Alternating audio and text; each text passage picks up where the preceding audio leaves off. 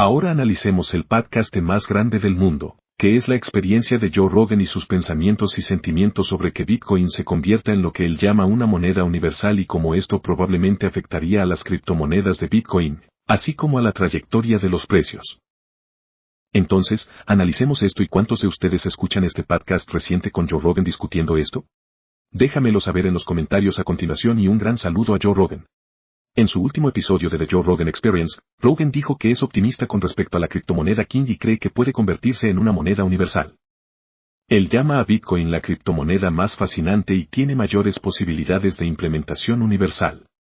Y después de esta transmisión de YouTube, me dirigiré a Rumble para la fiesta de preguntas y respuestas en vivo sin censura y haré mi sesión de React que se llama JB Reacts y reproduciré este clip de Joe.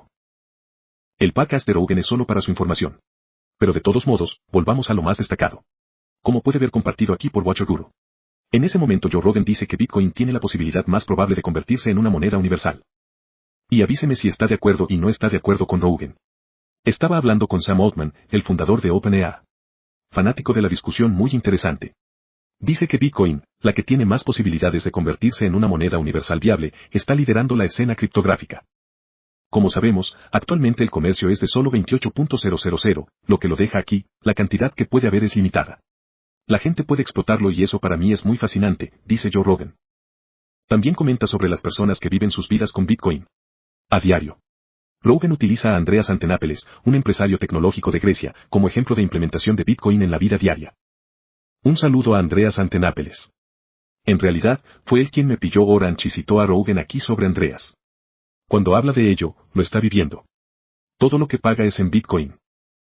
Paga su alquiler y Bitcoin. Todo lo que hace es en Bitcoin.